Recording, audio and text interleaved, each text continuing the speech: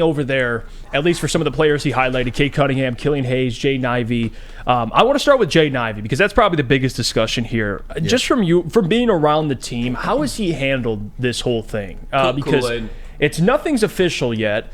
And I love easy, but again, it's the preseason isn't even over. Like that's where the whole victory lap, Jaden's not starting, yada yada yada, it's already written, is a little, premature. But your opinion, just Ivy, how he's handled coming off the bench in preseason. Yeah, cool. That's the thing that I was trying to pry out of Monty Williams with that question is, what has he perceived about Jaden Ivy? And he said that he sees the improvement. He says it's too early to make any ironclad decisions on how they're handling it because he used the word that he used also the first day of training camp. Mm-hmm. He's stressing, he's pressing these guys, and he's putting them in uncomfortable situations to see exactly who they are. And me personally, I think he's going to create a monster in Jaden Ivy. And Jaden Ivy, I keep telling people, man, new haircut, new marriage, new baby. Yeah. It's a new Jaden Ivy, and he's handling it way better than I thought he would. You look at some other younger players in here.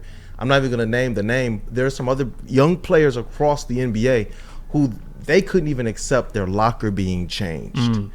Jaden Ivy right now is being put in all types of situations, and I think it's because Monty wants to be able to put his imprint on this squad. He said, like he did with Phoenix, break down all the egos. We're going to reset everything. There are no set starters except for Cade Cunningham. And Jaden Ivy right now is handling it like a champ.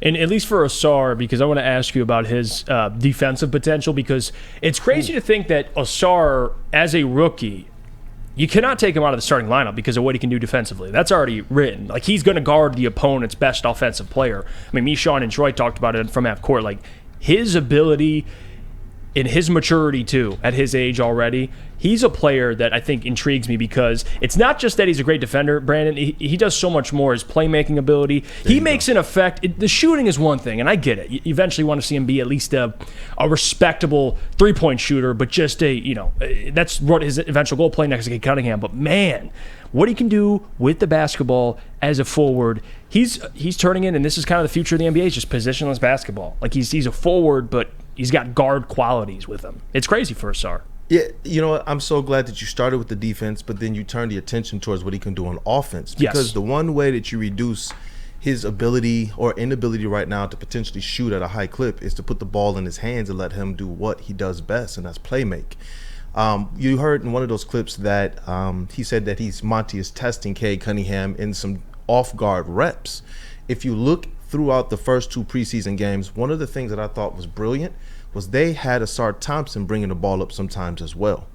That, to me, especially with how efficient he's looking, he can play in the pick and roll, that to me is going to start to get the best out of if you do decide to start Assa Thompson. And Monty did. He said, listen, his job is to be able to defend the best player. Because Monty said when he looked at the footage, when Cade was playing in those games, he was the one having to go out and try and defend the best player on the other team sometimes. And sometimes it wasn't his assignment. It's just Cade was like, man, I got this.